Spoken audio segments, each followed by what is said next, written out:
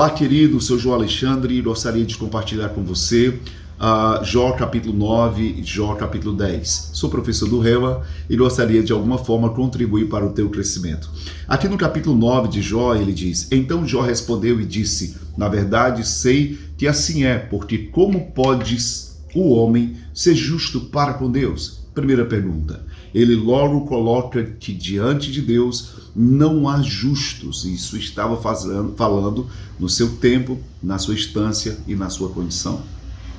Ele entende que no versículo 3, baseado no seu comentário, se quiser contender com ele, nem a uma de 1000 coisas lhe poderá responder. Ou seja, o homem não tem como entrar em juízo diante de um Deus justo e diante da sua insignificância. Ele está reconhecendo o seu estado, ele está reconhecendo a sua condição diante da soberania absoluta de Deus. E aqui ele vem falando de um poder absoluto. No versículo de número 6, ele diz: Quem move a terra para fora do seu lugar, cujas colunas estremecem. No 7 ele diz: Quem fala ao sol e este não sai, e sela as estrelas. De fato, Deus é poderoso e soberano.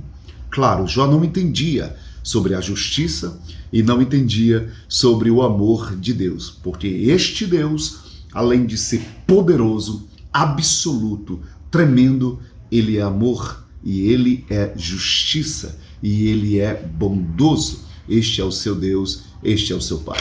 Aqui no versículo de número 12 ele diz: Eis que arrebata a presa, quem pode impedir?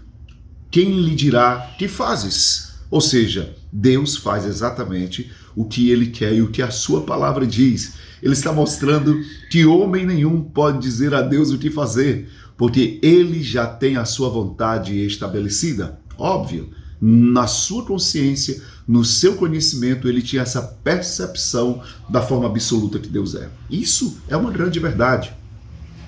Olha só, aqui no versículo 14, como então lhe poderei responder ou escolher as minhas palavras para argumentar com ele?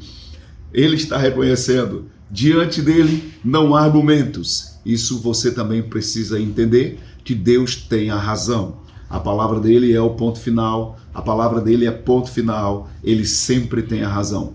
Entre meu argumento e o argumento de Deus, ele vence. Então, em vez de você perguntar se Deus tem razão ou não, confie, ele tem razão. Agora lembre-se, o fato de Deus ter razão não significa que ele é manipulador, não significa que ele brinca com o universo ou com a vontade humana, ou é manipulador das escolhas e vontades do homem. Isso não.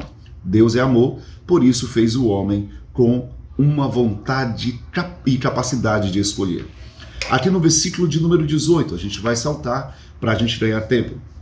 Ele diz: Não me permite respirar, antes me farta de amargura. Se trata de força dos poderosos, ele dirá: Eis-me aqui. De fato, ele está dizendo, Deus diz, eu estou aqui. Obviamente que ele está atribuindo a Deus o seu sofrimento, a sua amargura. Era uma característica do homem do Antigo Testamento não ter uma compreensão de que havia um diabo. Jesus revela a Satanás quando, diante do endemoniado de Gadara, o endemoniado corre, cheio de demônios, ali e diz: que temos nós contigo, Jesus, Filho de Deus, porque vieste nos atormentar, Filho do Altíssimo. Veja, Jesus expõe o diabo, Jesus expõe Satanás em muitos casos, porque até então o homem do Antigo Testamento não tinha consciência de quem era o diabo. Jesus veio desmascará-lo, vencer. Isso é poderoso. Aqui no versículo de número 21 ele diz: Eu sou íntegro, não levo em conta a minha alma, não faço caso da minha vida, para mim tudo é o mesmo, por isso digo, tanto destrói o íntegro como o perverso. Que ele diz que entre a justiça própria e o perverso não existe espaço algum para o homem se valer da sua justiça, só a justiça de Deus prevalece. E para a gente finalizar, ainda no capítulo 9, porque é de fato muito rico, nós vamos ficar aqui então.